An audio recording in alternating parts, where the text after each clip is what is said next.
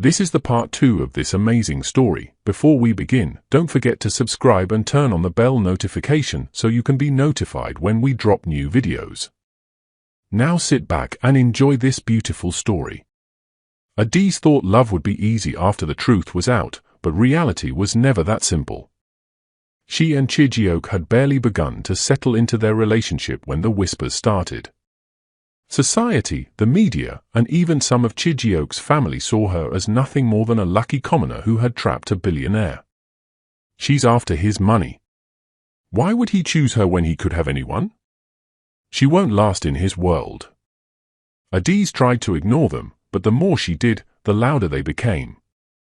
Even in Chijioke's presence, she felt the weight of the doubt surrounding them. He assured her over and over again that nothing else mattered, that it was just the noise of people who didn't understand what they had. But deep inside, Adise couldn't shake one question: was love truly enough? Adise stood in front of the mirror, smoothing down the fabric of the elegant dress Chijioke had bought her. It was beautiful, expensive, and yet it felt like a costume on her skin. She was supposed to attend a high-profile gala with him that evening, her first real introduction into his world as his woman. Her hands trembled. She had faced struggles before, but this? This was different. This wasn't just about her. This was about proving herself in a world that was determined to see her as an outsider.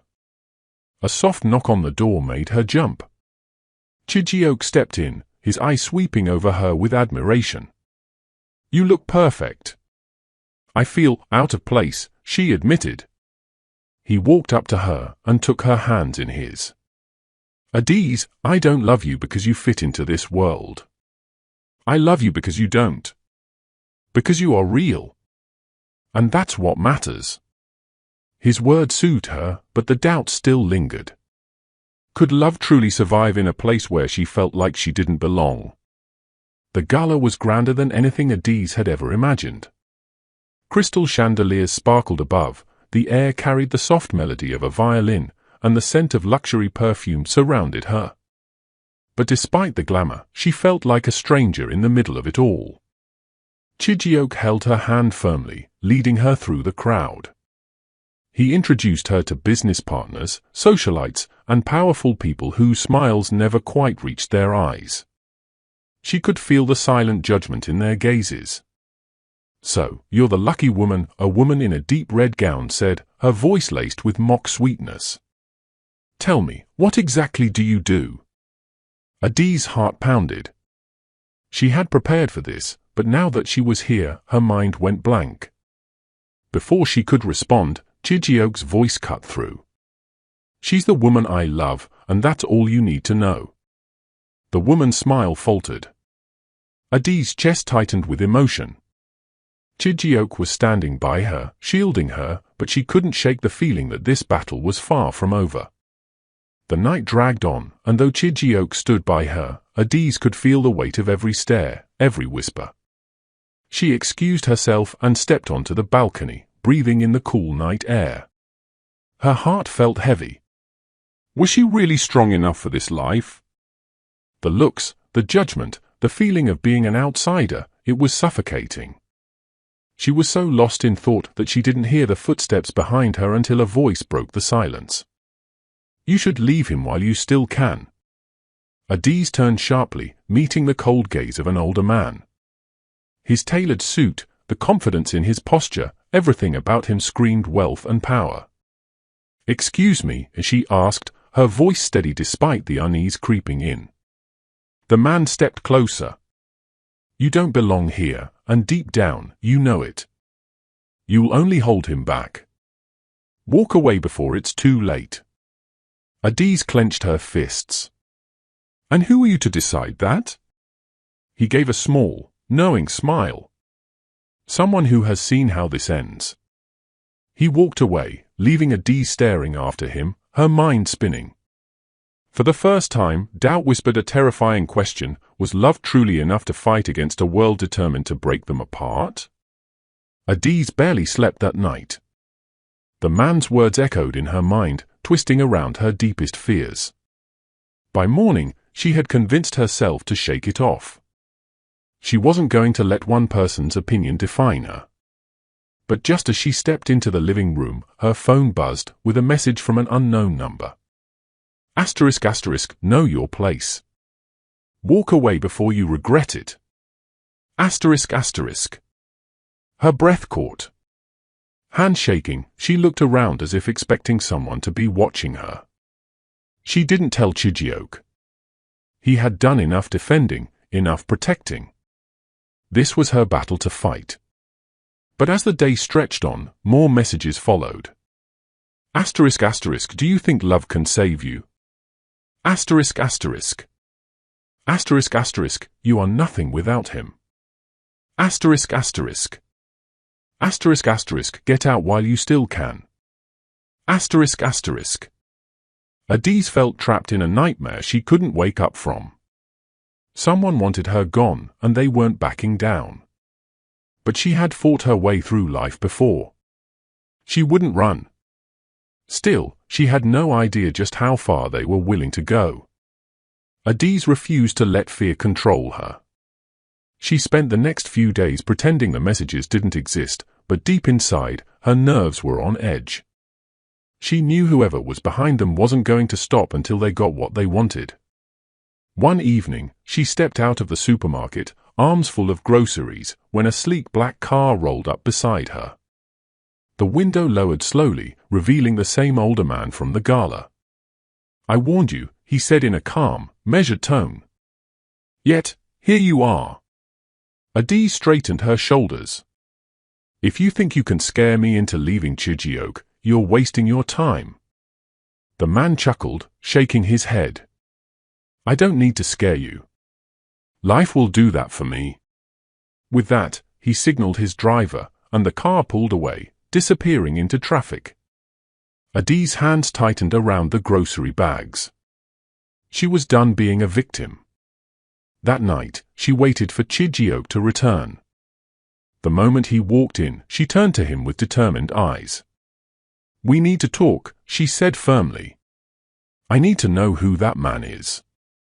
Chijioke's face darkened instantly, and for the first time, Adise saw something flicker in his eyes. Fear. Chijioke paced the living room, his jaw clenched. Adise had never seen him this tense before. Who is he? She pressed, refusing to let the matter go.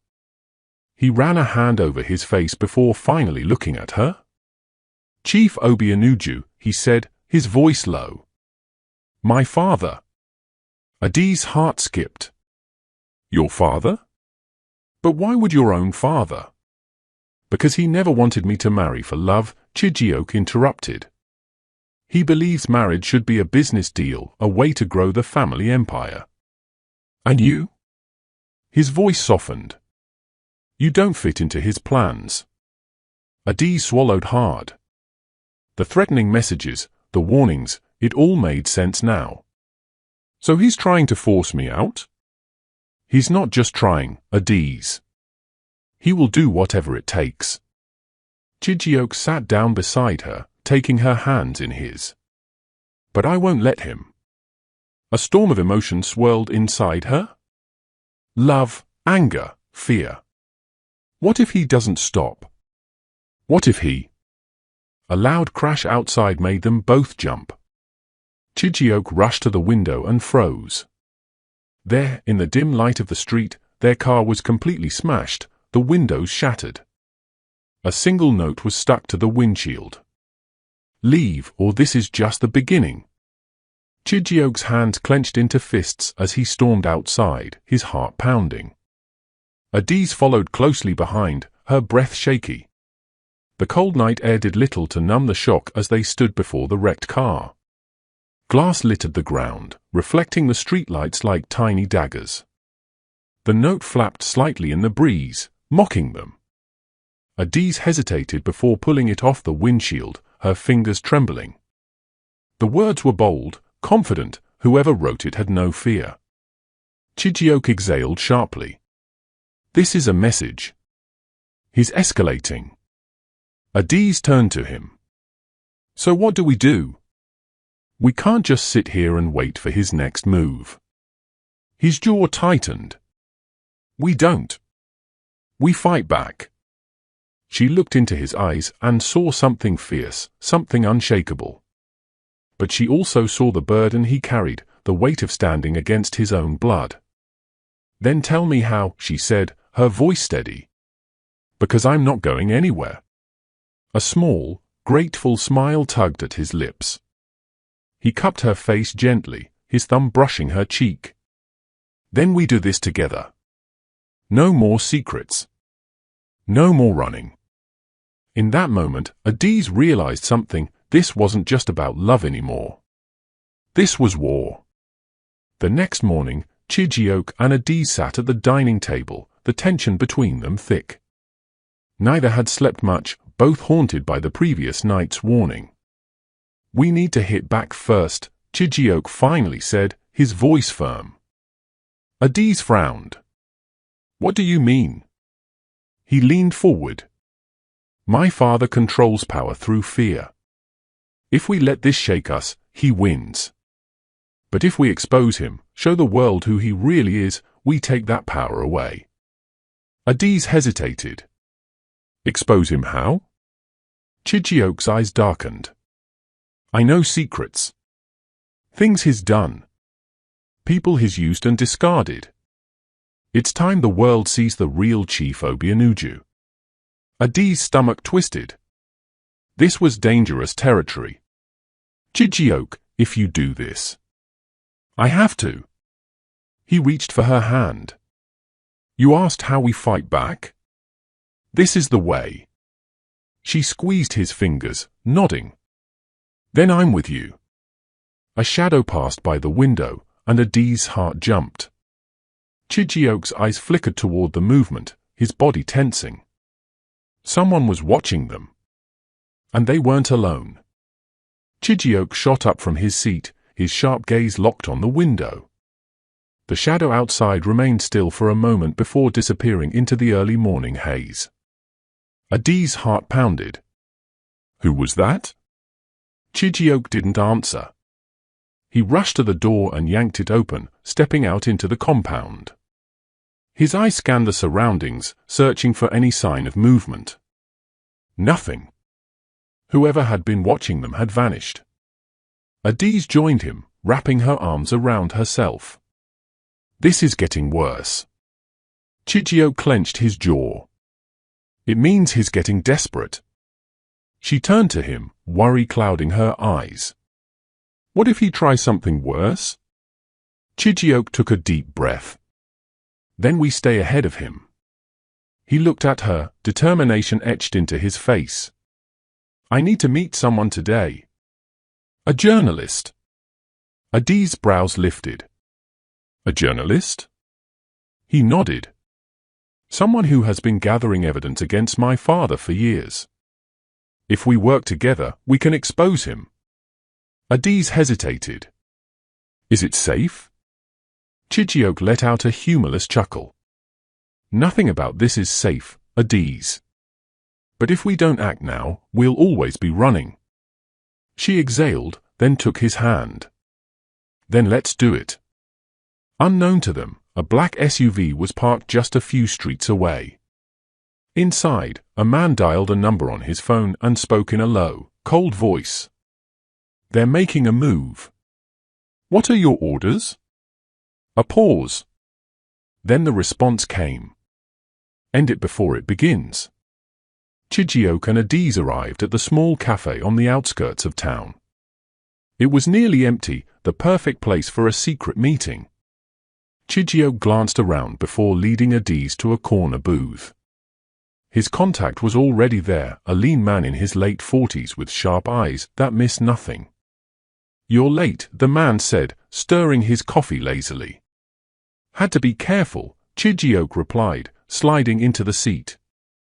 Adiz sat beside him, her fingers twitching under the table. The journalist smirked. You should be. Your father has eyes everywhere. Adiz's stomach knotted. Do you have what we need? The man reached into his bag and pulled out a flash drive, placing it on the table. Everything. Proof of fraud, bribery, and a few bodies he thought were buried too deep to be found. Chijioke reached for it, but the man covered it with his palm. "Once you take this, there's no going back." Chijioke met his gaze. "I was never going back." The journalist nodded and slid the drive over. "Then you'd better move fast. Because if I could dig this up, so can he." A sudden crash outside made Adiz jump. Chijioke turned sharply towards the window. A black SUV had pulled up across the street. His blood ran cold. "They found us." Chijioke grabbed Adiz's hand and pulled her up. "We have to move." The journalist's face darkened. "Go through the back. I'll distract them." Adiz hesitated. "What about you?" He smirked. "I've been playing this game for years." "Go." Chijioke didn't waste another second. He led Adiz toward the back exit, but as they pushed through the door, a deep voice echoed behind them. "Going somewhere?" Two men stood at the exit, blocking their path. Broad shoulders, dark shades, and an unmistakable air of danger. One of them reached for Adiz, but Chijioke stepped in front of her. "Let her go," he said through clenched teeth. The man chuckled. "Your father wants a word." Chijioke's heart pounded. He knew this moment would come, but he wasn't ready to back down. A sudden loud crash inside the cafe made the men flinch. The journalist had caused a distraction, just as he promised. Chijioke took the chance. He grabbed a nearby metal rod and swung hard, catching one of the men in the ribs. Adiz kicked the other's leg with all her strength. "Run!" Chijioke shouted. They darted past the groaning men and into the alley. Tires screeched somewhere nearby. More of his father's men were coming. Adiz looked at him, fear and determination burning in her eyes. "What now?" Chijioke swallowed hard. "We disappear." Chijioke and Adiz ran, their footsteps echoing in the narrow alleyway. The city was waking up, but danger lurked in every shadow. They needed a place to hide, somewhere his father's men wouldn't expect. Chijioke's mind raced. The journalist had risked himself to buy them time, but it wouldn't last forever. He gripped Adiz's hand tighter. "There's an abandoned warehouse near the river. We'll be safe there for now." Adiz nodded, out of breath. "Lead the way." They weaved through the back streets, avoiding main roads, their hearts pounding with every passing car. When they finally reached the warehouse, Chijioke pried open a rusty door and ushered Adiz inside. The air smelled of dust and forgotten time. Wooden crates were scattered across the room, their presence offering some cover. Chijioke shut the door behind them, pressing his back against it as he caught his breath. Adiz leaned against a crate, wiping sweat from her forehead. "What now?" Chijioke exhaled. "We lay low, just for a while. Then we figure out our next move." Silence hung between them until Adiz spoke softly. "Do you think your father would really," she hesitated, searching for the right words. "Would really want you dead?" Chijioke looked away. Deep down, he wished he could say no. But the truth was, his father had done worse to people who had betrayed him.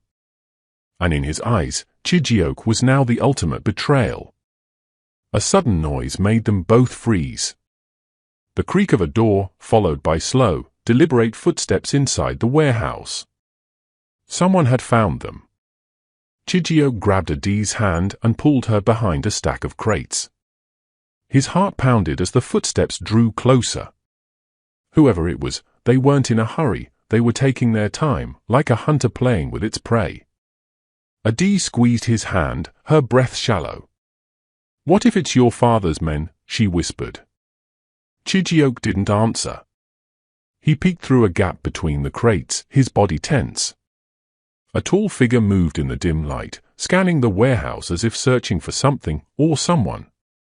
Then the person spoke. "I know you're here." Chijioke's stomach twisted. The voice was too familiar. Adi's eyes widened. That's Emeka, Chijioke finished, barely above a whisper. His childhood friend. The one person he had once trusted more than anyone. But now, Emeka worked for his father. If he was here, it meant trouble. Chijioke swallowed hard. Maybe Emeka wasn't here to harm them. Maybe. I have orders to bring you in, dead or alive. Emeka's voice was steady, emotionless. Don't make this harder than it has to be. Adi's clutched Chijioke's arm, her nails digging into his skin. He could feel her trembling. Chijioke took a deep breath. We can't stay here. But before they could move, Emeka spoke again. I know you, Chijioke. I know you won't run forever. He paused, then added, I also know you won't let her die. A deadly silence filled the air. Then, the safety of a gun clicked off. They had seconds to decide. Chijioke's breath came fast, his mind racing. He had known Emeka since they were boys, but right now, that friendship meant nothing. Emeka was his father's man first, and that made him dangerous. Adi's gripped his arm. We can't let him take us. Chijioke nodded, his pulse hammering. They had no choice but to fight or escape. But the gun. Step out now, Emeka commanded. Or the girl gets a bullet first. Chijioke's blood ran cold. His father's men were ruthless, but Emeka, he never thought his friend would sink this low. A flicker of hesitation crossed Emeka's face. Chijioke saw it. It was small, almost imperceptible, but it was there. Emeka, Chijioke said, his voice calm but firm. You don't have to do this. You know this isn't right. Silence. The gun remained steady, but Emeka's eyes flickered with something unreadable. Conflict. Doubt. Adiz took a step closer to Chijioke, pressing against his side. She was terrified, but she trusted him. He had to find a way out of this, for both of them. You think you can talk your way out of this? Emeka scoffed. Your father wants you gone. He won't stop. Then let me go, Chijioke pressed. Turn around and pretend you never saw us. A bitter chuckle escaped Emeka's lips. It's not that simple. Chijioke took a slow step forward. It is. You have a choice, Emeka. Just like I did. The air grew thick with tension. A moment stretched into eternity. Then, Emeka's hand twitched. The gun wavered, just slightly. And in that split second, Chijioke moved. Chijioke lunged, knocking Emeka's hand aside just as the gun fired. The bullet missed, shattering a wooden crate behind them. Before Emeka could react, Chijioke drove his fist into his old friend's stomach, making him stumble back with a grunt.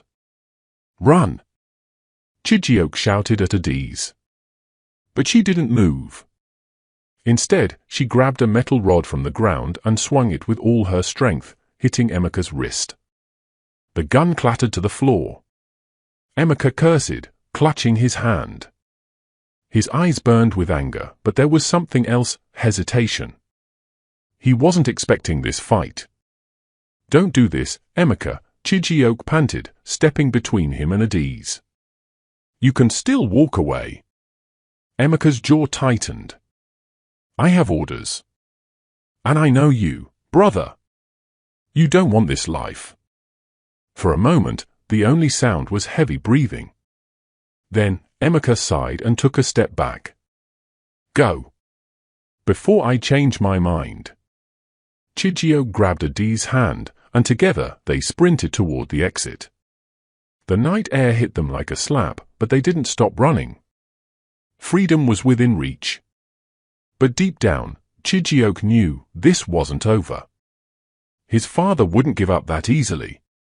And the real battle was still ahead. Chijioke and Adiz ran through the deserted streets, their footsteps echoing in the quiet night. The weight of everything pressed on them, the danger, the betrayal, the uncertainty of what lay ahead. "We need to leave the city," Adis panted, gripping his hand tightly. "Your father won't stop." "I know," Chijioke said, his mind racing. "But we need a plan first." They stopped at a dimly lit alley, catching their breath. Chijioke glanced around, his instincts on high alert. He had spent years living a lie to escape his father's control. Now, that same man wanted him dead. "I know someone who can help," Adis said suddenly. "My uncle, he's powerful. He can hide us." Chijioke looked into her eyes, seeing the desperation and determination. He nodded. "Then we go to him." But as they turned to leave, a black SUV screeched to a stop at the alley's entrance. The doors flew open, and armed men stepped out. Adis gasped, her grip tightening on Chijioke's hand. A familiar figure stepped forward, Chief Okonkwo's right-hand man, Alhaji Musa. "You really thought you could run, boy?" Musa sneered, his gun glinting under the streetlight. "Your father wants you home." Chijioke's pulse pounded. There was no way out. And this time, talking wouldn't save them. Chijioke's heart pounded as Musa's men tightened their grip on their weapons. Adis' nails dug into his palm, but he didn't flinch. He couldn't afford to show weakness.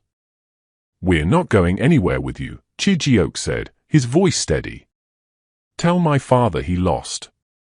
Musa let out a cold laugh. "Lost? You think this is a game?" "The chief doesn't lose." He raised his hand, and two men advanced. Chijioke instinctively pulled Adis behind him, scanning for a way out. The alley was narrow, the SUV blocking the only exit. Adis suddenly reached into her pocket and pulled out a small canister. Before Musa could react, she pressed down, spraying a thick mist of pepper spray straight into his eyes. Musa howled, stumbling back as he clutched his face. His men hesitated for a second, just enough time. "Run!" Chijioke grabbed Adis' hand and charged forward. He rammed into one of the guards, knocking him off balance, then spun around and landed a punch on the second man's jaw. Adis ducked under an outstretched arm, dodging a grab. They broke free, sprinting into the night, their lungs burning. Behind them, Musa was still cursing, his voice echoing through the alley. Chijioke didn't stop. He knew one thing for sure: this was far from over. Chijioke and Adis ran until their legs ached, weaving through darkened streets, their breath coming in sharp gasps. They didn't dare slow down. They had escaped for now, but they weren't safe. "We need to disappear," Adis said, pulling Chijioke into the shadows of an abandoned building. "Musa will regroup and come after us." Chijioke nodded, scanning their surroundings.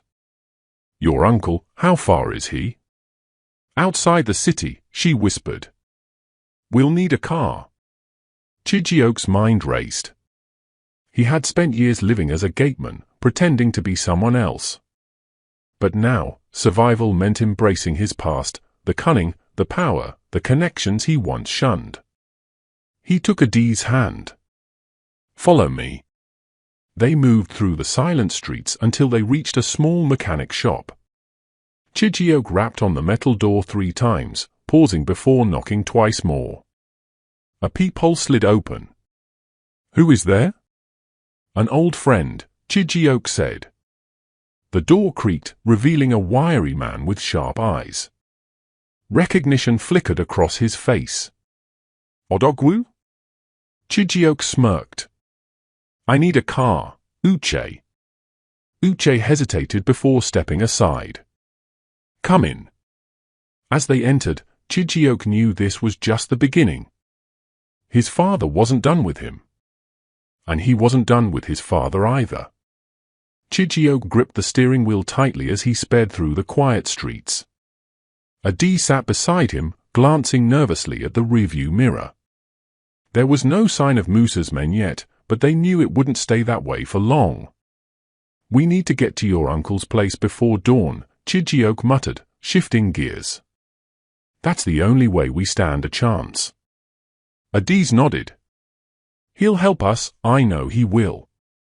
The road stretched endlessly before them, but just as they thought they had escaped, bright headlights flashed behind them. A black SUV was gaining speed, closing in fast. They found us, Adise gasped. Chidioke's jaw tightened. He floored the accelerator, but the SUV was relentless, weaving through the road like a predator.